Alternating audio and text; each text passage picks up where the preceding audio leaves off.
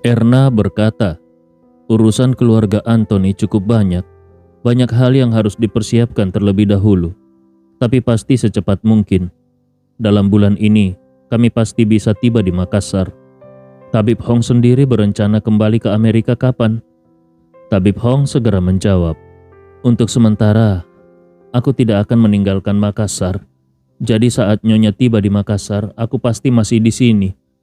Erna tersenyum dan berkata, bagus sekali. Saat ini, aku juga ingin mengundang Tabib Hong untuk meramal satu kali bagi kami untuk melihat apakah di Makassar ini kami akan mendapat berkah atau musibah, dan apakah keinginan kami bisa terwujud.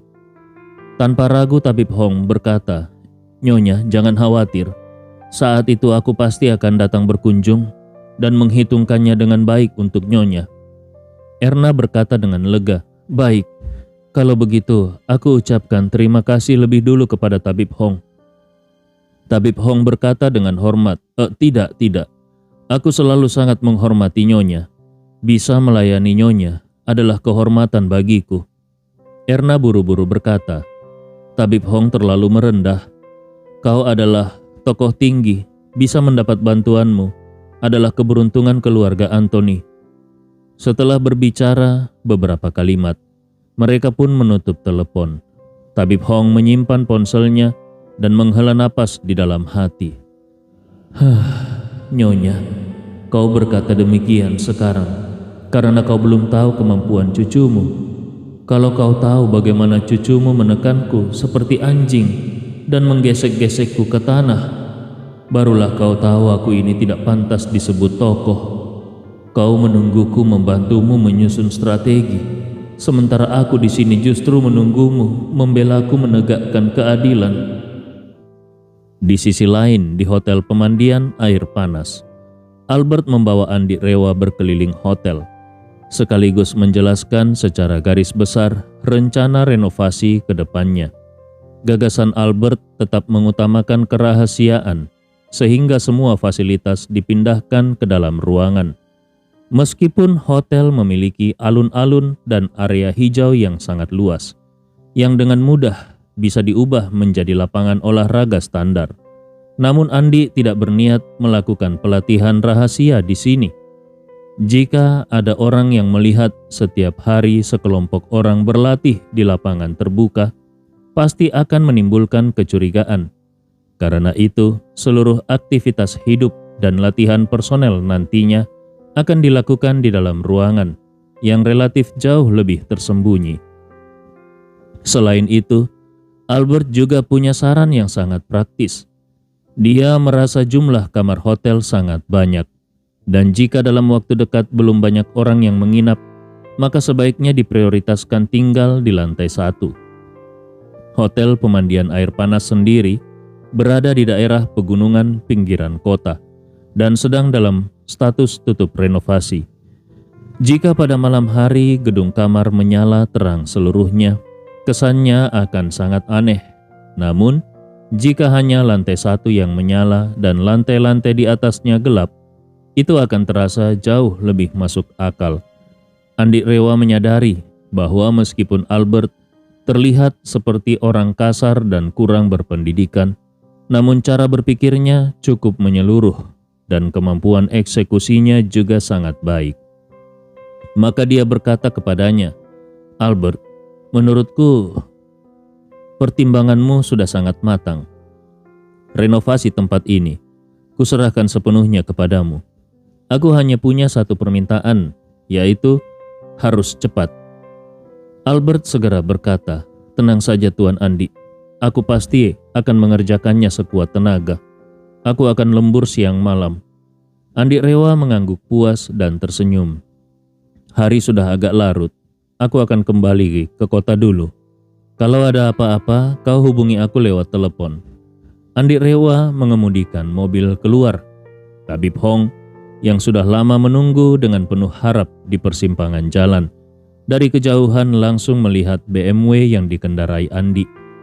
Dia segera berdiri, berlari kecil menuju pinggir jalan, lalu dengan susah payah memaksakan senyum di wajahnya menunggu Andi Rewa datang.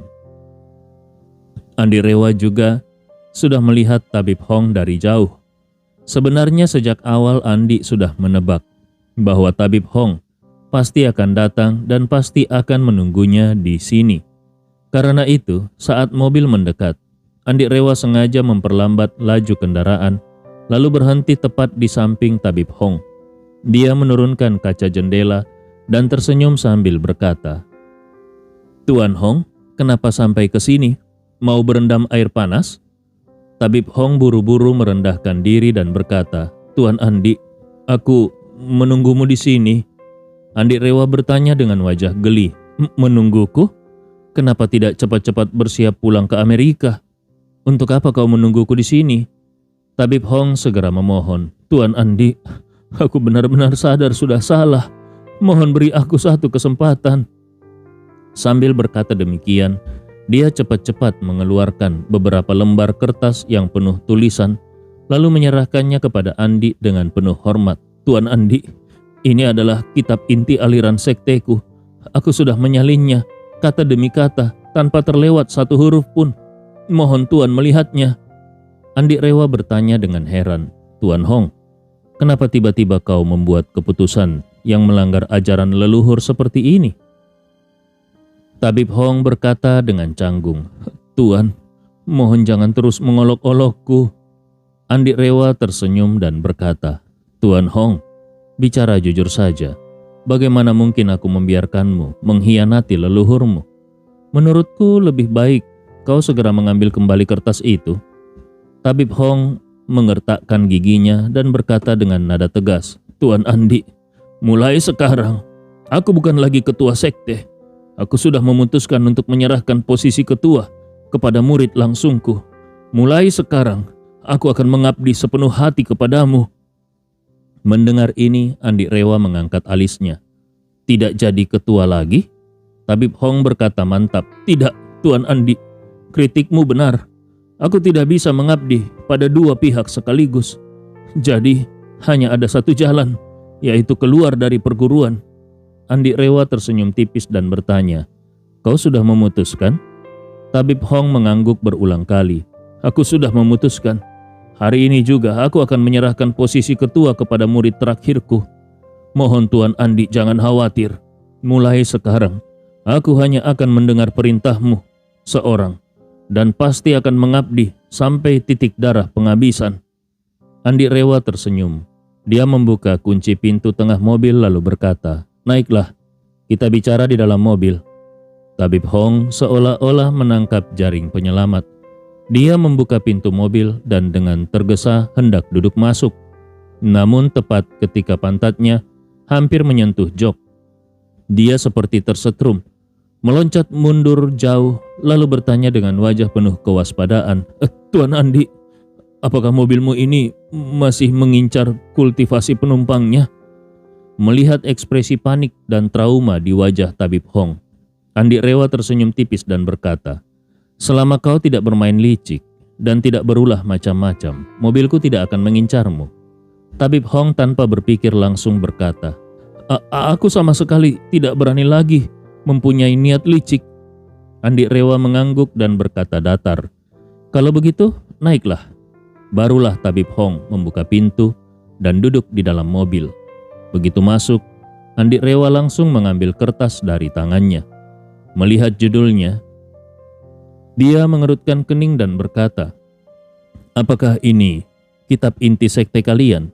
Tabib Hong berkata tanpa ragu, "Benar, pendiri sekte yaitu guru leluhur kami. Justru karena secara kebetulan mendapatkan kitab ini, barulah mendirikan sekte." Hati Andi Rewa terguncang. Kitab ini juga tercatat dalam buku ajaib. Bahkan di antara banyak kitab inti yang tercatat di sana, inilah yang paling panjang. Versi lengkap kitab ini terdiri dari 3 jilid, 27 bab, dengan total hampir 50.000 kata. Sedangkan yang ditulis Tabib Hong di kertas itu hanya sekitar 1.000 kata. Jelas hanyalah jilid pertama, yaitu bab pertama. Dalam kitab itu, bab pertama merupakan metode dasar yang lengkap. Isinya mengajarkan bagaimana mulai berlatih bela diri dari nol, bagaimana merasakan dantian dan meridian sendiri, bagaimana mengubah napas menjadi energi sejati melalui pernapasan, serta bagaimana secara bertahap menembus setiap meridian. Dulu Andi Rewa memang pernah memberikan tinju 4 simbol kepada Ramlah, tetapi teknik itu hanya meningkatkan daya tempur, merupakan teknik bertarung, bukan kitab inti yang bisa meningkatkan tingkat kultivasi. Karena Andi sudah menguasai energi spiritual, dia tidak pernah benar-benar menata dan mendalami berbagai kitab bela diri yang tercatat dalam buku ajaib.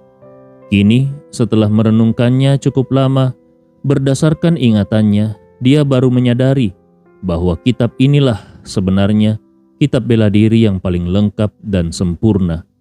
Kitab ini mengajarkan dari cara mengatur napas dan mengubah energi sejati, hingga meningkatkan kekuatan selangkah demi selangkah, terus menembus batas, sampai akhirnya mencapai tingkat Maha Guru. Begitu mencapai puncak Maha Guru, seseorang akan memasuki tahap terakhir dalam jalan bela diri. Setelah seseorang pendekar menyelesaikan tahap terakhir itu, yang menantinya adalah awal dari energi spiritual. Hanya sampai di tahap itulah seseorang bisa mulai menguasai energi spiritual. Andi Rewa tidak bisa menahan diri untuk berpikir, kalau aku memberikan jilid kedua kitab ini kepada Tabib Hong, kultivasinya pasti akan melonjak besar. Mengandalkan kekuatannya sendiri untuk masuk ke tingkat alam gelap hanyalah soal waktu. Sayangnya Tabib Hong ini terlalu banyak akal. Kalau tidak, mungkin sekarang dia sudah mulai berlatih jilid kedua di pemandian air panas. Namun hal ini justru semakin meneguhkan niat Andi untuk menarik Tabib Hong sebagai bawahannya. Karena Tabib Hong sudah berlatih jilid pertama selama bertahun-tahun dan sudah sangat menguasainya. Maka jika dia yang mengajarkan kitab ini kepada orang lain, berdasarkan pengalamannya, dia pasti bisa merangkum metode tercepat agar orang lain menguasai kitab ini. Jika tanpa dirinya dan Andi hanya memberikan kitab ini kepada keluarga Tanujaya serta para pendekar pasukan Galesong, mereka mungkin membutuhkan waktu bertahun-tahun untuk perlahan memahami kitab ini sebelum bisa mencapai hasil. Dibandingkan itu, dengan Tabib Hong sebagai penghubung, banyak waktu bisa dihemat, dan selama Tabib Hong mau bekerja dengan jujur dan setia untuknya, Andi Rewa tentu tidak akan memperlakukannya dengan buruk. Saat itu, Tabib Hong bukan hanya akan mendapatkan kelanjutan kitab, tetapi juga bisa membantu Andi Rewa melatih sejumlah besar ahli bela diri yang menguasai kitab tersebut. Namun, semua ini tidak diungkapkan Andi kepada Tabib Hong. Dia hanya melempar kembali kertas tulisan tangan itu, lalu mendengus kecil. Ekspresinya perlahan menjadi serius. Kitab milikmu ini sama sekali tidak lengkap. Ini hanya bagian pembuka. Tabib Hong refleks berkata, tidak mungkin. Dibandingkan yang lainnya, hanya kitab ini yang memiliki awal dan akhir. Ini merupakan kitab inti yang utuh. Andi Rewa tersenyum meremehkan dan menunjukkan kertas di tangan Tabib Hong, lalu berkata dengan nada mengejek, yang kau tulis ini dari awal sampai akhir hanya mengenai cara bernapas dan cara menembus meridian. Ini seperti kau memegang sebuah buku berjudul Prinsip Pembangkit Listrik Tenaga Uap, tapi isi yang kau punya hanya cara menambang batu bara. Menurutmu, apakah itu bisa disebut versi lengkap? Ucapan Andi membuat Tabib Hong yang tadinya masih merasa sedikit terpaksa langsung terkejut sampai melongo. Sebelumnya, ketika Andi mengatakan bahwa kitab milik sektenya bukanlah versi lengkap, di dalam hati Tabib Hong dia merasa sangat tidak terima.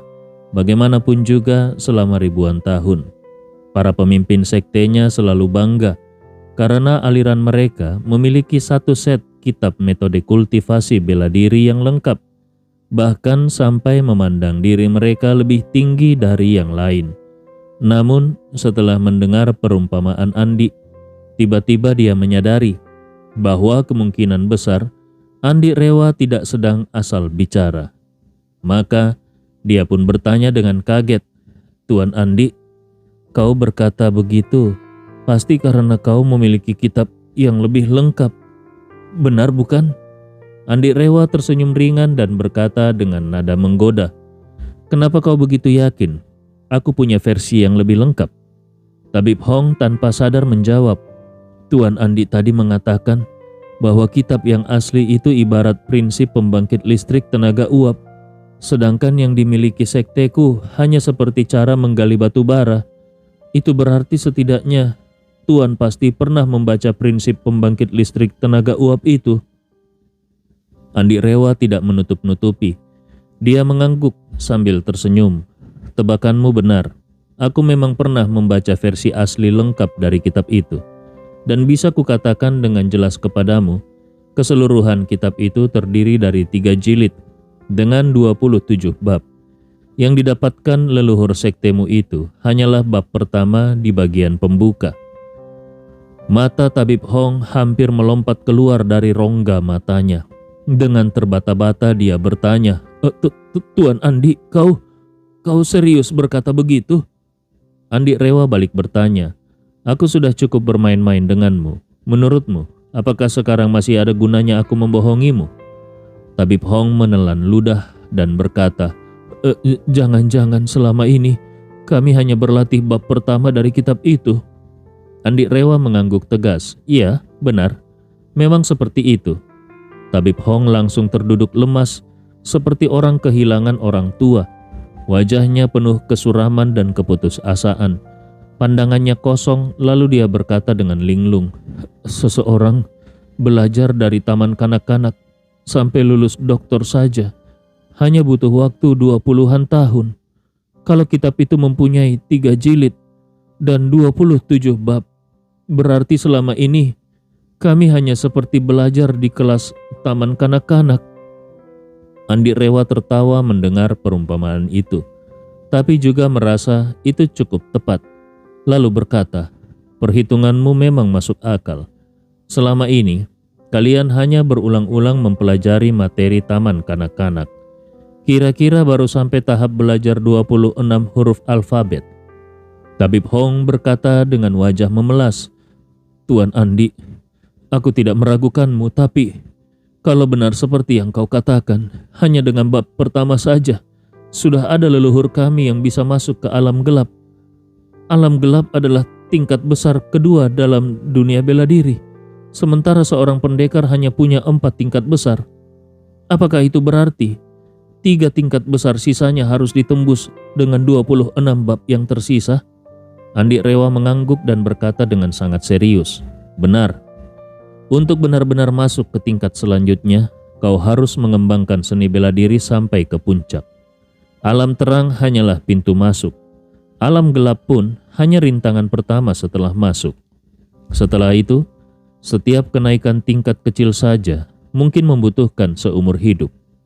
50 tahun bisa membuatmu menjadi pendekar bintang 8, tetapi diberi 50 tahun lagi pun belum tentu kau bisa menembus alam gelap. Bahkan kalau kau beruntung menembusnya dan masih hidup 50 tahun lagi, menurutmu bisakah kau melompat dari alam gelap tingkat pertama ke tingkat kedua dan ketiga? Apalagi alam transformasi dan alam guru besar. Setiap langkah, tingkat kesulitannya berlipat ganda secara geometris." Tabib Hong semakin linglung dan bergumam, "Kalau begitu, masuk ke alam gelap sebenarnya baru berarti menempuh 1/27 dari jalan masuk lewat bela diri." Andi Rewa mengangguk dan dengan tenang namun kejam berkata, "Ya." Tabib Hong menghela napas panjang. "Jalan bela diri sungguh terlalu panjang. Di sepanjang jalan, tulang belulang berserakan. Entah tulang tuaku ini akan tertinggal di mana." Andi Rewa tersenyum. "Kau tidak perlu terlalu murung. Wahana Voyager 1 sudah terbang hampir 50 tahun dan sampai sekarang masih belum keluar dari tata surya. Kalau suatu hari dia berhasil keluar dari tata surya, masih butuh puluhan ribu tahun untuk mencapai galaksi berikutnya. Anggap saja itu dirimu sendiri. Saat kau berhasil menembus alam gelap, itu sama seperti Voyager 1 keluar dari tata surya. Kalau dipikir begitu, bukankah masa depan terasa sangat luas? Sudut mulut Tabib Hong berkedut. Kalau Tuan berkata begitu, aku malah merasa semakin putus asa. Tidak tahu sejauh apa aku bisa melangkah.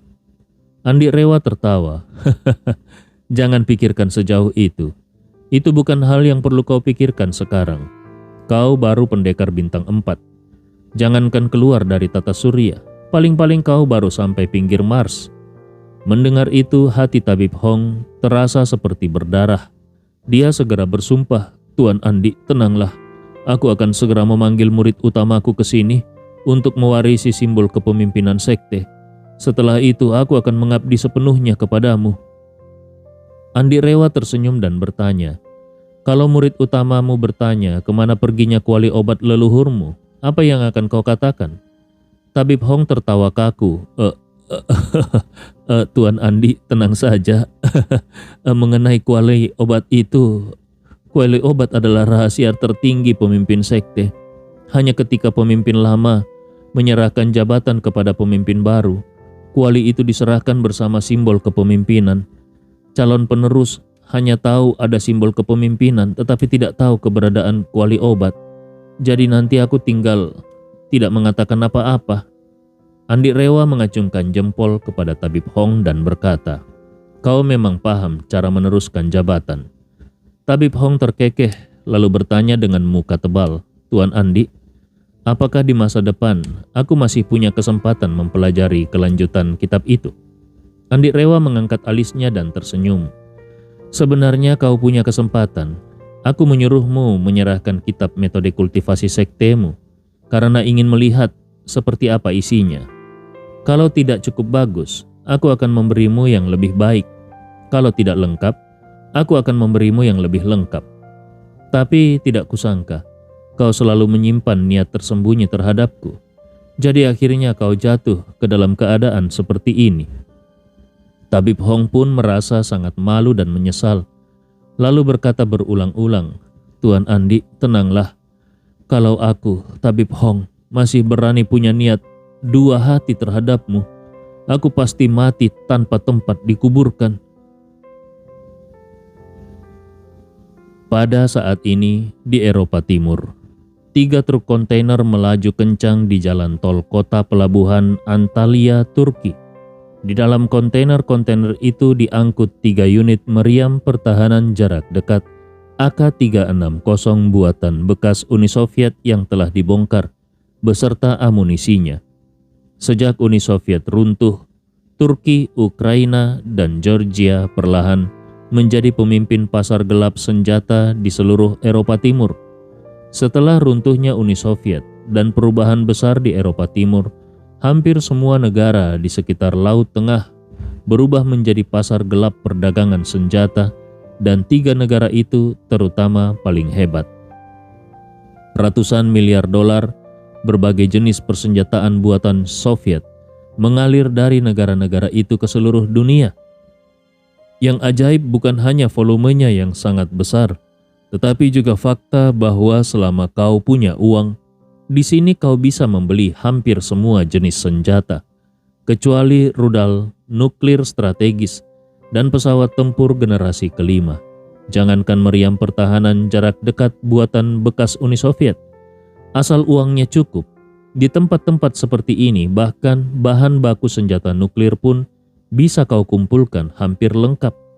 Di antaranya Turki memiliki pasar gelap nuklir yang terkenal di dunia. Setelah kapal selam nuklir Uni Soviet dibongkar, batang bahan bakar inti reaktornya sebagian besar mengalir ke pasar gelap di sini. Dengan uang yang cukup, membeli belasan kilogram uranium diperkaya dari sini, lalu pulang merakit bom besar sendiri pun bukanlah hal yang mustahil. Karena itu, 3 unit meriam pertahanan jarak dekat di tempat seperti ini hanyalah transaksi biasa yang tidak mencolok. Beberapa pedagang senjata Eropa Timur mengawal 3 truk kontainer itu ke pelabuhan Antalya. Di sana, sebuah kapal kargo kontainer sudah hampir penuh muatan. Begitu 3 truk itu masuk ke pelabuhan, mereka langsung diarahkan ke dermaga tempat kapal kargo itu bersandar. 3 orang Amerika sudah lama menunggu di dermaga. Begitu melihat ketiga truk itu datang, mereka segera maju menemui penanggung jawab pengawalan. Orang-orang di sekitar sudah lebih dulu disingkirkan, sehingga kedua pihak bisa melakukan transaksi senjata di siang bolong. Tidak satupun dari mereka banyak bicara. Penanggung jawab pengawalan membuka kontainer-kontainer itu, dan ketiga orang Amerika naik untuk memeriksanya satu persatu. Setelah memastikan semuanya sesuai, mereka melompat turun. Salah satu dari mereka melambaikan tangan ke kapal, dan sebuah peti besi seberat 600 kg segera diturunkan dengan alat angkut kecil. Penanggung jawab itu segera membuka peti tersebut dan mendapati isinya penuh batangan emas berkilau. Dia memberi isyarat pada anak buahnya, dan beberapa orang langsung datang membawa alat, mengeluarkan batangan emas satu persatu untuk diuji dan ditimbang, lalu memasukkannya ke dalam beberapa tas yang mereka bawa. Di dalam peti itu ada 500 kg emas. Semua batangan telah dilebur ulang sebelum berangkat dan dicetak dengan cetakan polos tanpa cap apapun, sehingga tidak bisa dilacak asal-usulnya. Setelah memastikan tidak ada kekurangan sedikit pun, penanggung jawab itu tersenyum dan berkata kepada 3 orang Amerika, 500 kg, tidak ada masalah. Harga emas naik 2 poin dibanding saat kita menegosiasikan harga. Selisihnya tidak aku kembalikan. Salah satu orang Amerika berkata, tidak perlu dikembalikan. Berbisnis dengan kami. Kalau harga emas naik, kau tidak perlu mengembalikan selisihnya. Kalau harga turun, kami yang akan menutupi selisihnya untukmu. Orang itu tertawa. Terus terang, aku sangat suka berbisnis dengan orang-orang Blackwater. Sederhana, efisien, dan tegas. Salah satu orang Amerika berkata dingin, ingat, kalau kau memberitahu siapapun nama Blackwater, kami tidak akan membiarkanmu hidup. Orang itu tertawa terbahak-bahak lalu berkata, tidak masalah, aku juga punya banyak senjata NATO dari Eropa Barat. Kalau kalian tertarik, aku bisa memberikan harga. Orang-orang Amerika itu mengernyit. Sejak kapan kalian mulai memperdagangkan senjata NATO? Orang itu menjawab, coba saja ke Ukraina. Senjata dari NATO sudah sampai menumpuk. Lebih dari setengah bantuan senjata dari negara-negara NATO mengalir ke pasar gelap. Kalian mau apa saja tinggal bilang, tidak ada yang tidak bisa aku dapatkan. Pemimpin ketiga orang Amerika itu mengangguk dan berkata datar, kalau ada kebutuhan, kami akan menghubungi lagi. Sekarang kami harus bersiap berangkat. Orang itu segera berkata, oke, kalau perlu, silakan hubungi lagi. Senang bekerja sama denganmu. Tidak lama kemudian, derek raksasa pelabuhan mengangkat 3 kontainer itu ke atas kapal. Setelah memastikan semuanya benar, ketiga orang Amerika itu juga naik ke kapal kargo. Kapal pun segera berlayar di malam hari menuju terusan Suez. Rute kapal ini adalah dari Turki melewati terusan Suez menuju Afrika Selatan. Tetapi tidak ada yang tahu bahwa dari ribuan kontainer di kapal itu, ada 3 yang akan diturunkan di tengah jalan. Jarak lurus dari Antalya ke Siprus hanya sedikit di atas 200 km. Bahkan ke pantai selatan Siprus pun hanya 3 hingga 400 km. Ketika kapal itu meninggalkan Turki dan memasuki lautan lepas, langit sudah gelap.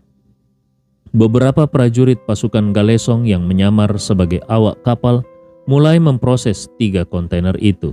Mereka lebih dulu membuka kontainer untuk memeriksa apakah ada alat pelacak. Setelah memastikan aman, mereka memasang alat pelacak milik sendiri, lalu mulai memperkuat senjata dan amunisi di dalamnya. Caranya adalah dengan mengelas banyak kait pengikat di bagian dalam kontainer, lalu menggunakan sabuk pengangkut super tebal berkapasitas puluhan ton untuk mengikat senjata dan amunisi agar benar-benar tidak bergerak.